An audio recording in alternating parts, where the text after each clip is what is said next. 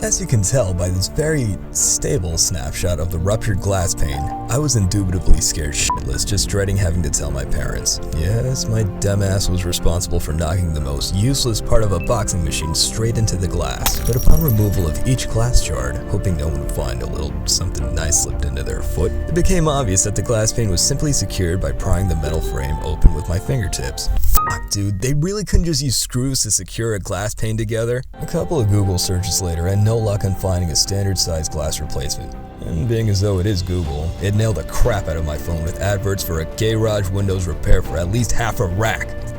Or $500 to $600 in plain English. Being the cheap-ass agent I am, I'm sure as hell not gonna let my parents take the heat for that. I've got a lot dumber ways to blow $500. I had the Hail Mary idea of trying to buy a sheet of polycarbonate and cut it to fit the frame of my garage door. Of all times, plastic sheets just had to be in tight demand due to compulsory coronavirus sneeze guards. So yeah, these were priced out the ass. I sped off in the Magic Hyundai, at however fast Hyundais can even go, and hit the nearest Homa Depot.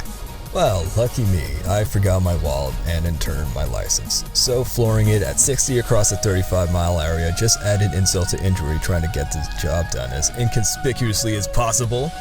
Oh, and apparently they don't have Android Pay in this day and age. I was freaking hysterical until I inquired about NFC payments to a young black gentleman and he literally just took up the check for me. Unbelievable. Never had anyone tried to cover for me like that, no strings attached, and out of blind kindness to an absolute stranger. I was truly touched and saw hope in humanity that not everybody's just out for themselves or their weight on social media. Cause that's what we're measured with now, by Instagrams. I'm honored to be Brother Kushai's friend who is, to my amazement, aspiring to be a minister, God bless his heart. I thanked him kindly and kept offering to pay him back, but he refused. Not having much time to debate, I raced back home and got to cutting. My measurements being dead accurate, I was so relieved to have one side that didn't need to be trimmed because the sheet was approximately double the width. So cutting down the center with a Sharpie for reference got me the exact measurements. Once I had my cut, I eagerly slipped it between the metal framing and tightly bent the frame into place.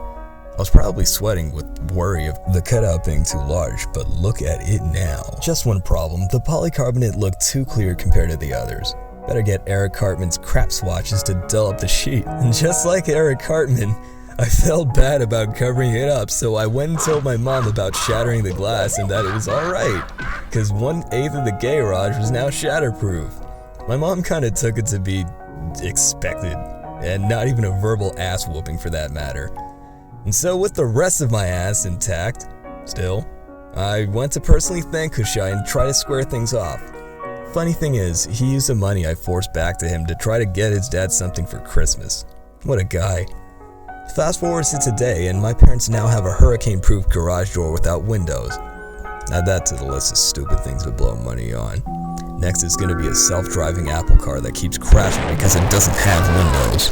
This concludes the second time ever smashing a glass pane. On accident. What's that? You want to know how the first time went down? Well, it was about 6 years ago when I smashed it with a basketball. The end. Oh yeah, and I think it's safe to say that me and physical activity can be a very dangerous mix.